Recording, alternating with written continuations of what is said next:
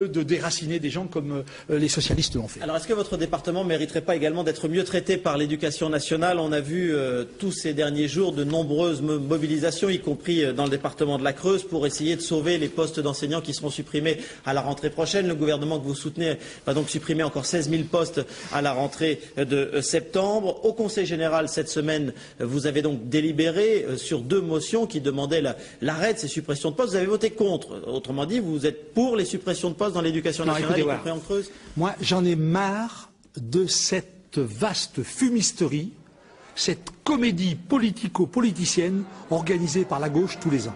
Tous les ans, on nous rabat les oreilles en disant il y a suppression de postes. Mais naturellement, quand il y a moins d'élèves, c'est quand même normal qu'il y ait moins de professeurs. Et quand on sait ce qui se passe dans notre département, je vais vous citer un exemple. L'an dernier, les professeurs de Saint-Maury viennent me voir scandalisés, on va fermer les postes. Vous savez ce que je leur pose des questions? Ils m'ont dit à Saint-Maury, il y a 240 élèves, il y a 45 professeurs. Est-ce qu'on peut tolérer une chose pareille? Non, il y a des filières aujourd'hui qui ne sont pas porteuses. Et aujourd'hui, les manifestants voudraient faire vivre des filières où il y a 8 élèves, où il y a 4 élèves, par exemple la filière littéraire, la souterraine. On sait bien que les filières littéraires sont des fabriques à chômeurs. Eh bien moi je préfère qu'on dirige nos enfants vers des filières porteuses où ils vont trouver de l'emploi. Et puis quand même, nous n'avons pas quelque chose. Le budget d'éducation nationale est le premier budget de l'État, avec une hausse cette année d'encore d'1,6%. Alors, c'est le plus, quand on compare le budget d'éducation nationale en France et avec nos partenaires, celui de nos partenaires européens, nous sommes les meilleurs.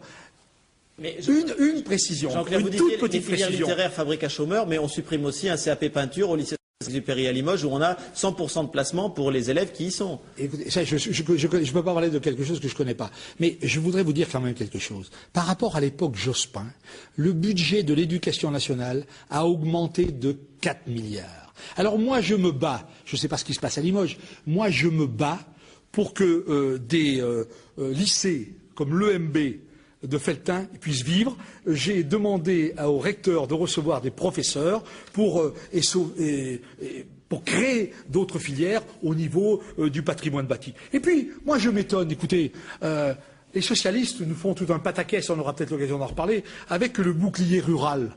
Naturellement, ils votent toujours contre tout. Proposition de loi qui sera débattue fin mars à l'Assemblée nationale à l'initiative de parlementaires socialistes qui se sont d'ailleurs réunis à Guéret il y a 15 jours. Oui.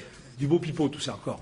Mais si vraiment les socialistes et nos parlementaires socialistes de la Creuse étaient vraiment attachés à l'éducation de nos enfants, mais Madame Nicou, Monsieur Moine, président de la communauté de communes d'Aubusson, mais pourquoi n'ont-ils pas fait un pôle d'excellence rurale autour du lycée du bâtiment à Felletin? Ils n'ont rien fait. Eux, ce qui les intéresse, c'est mettre les gens dans la rue, les trompettes, les tambours et les manifestations et les pétitions. C'est ça qui les intéresse. Alors, des manifestations et des pétitions, il y en a eu aussi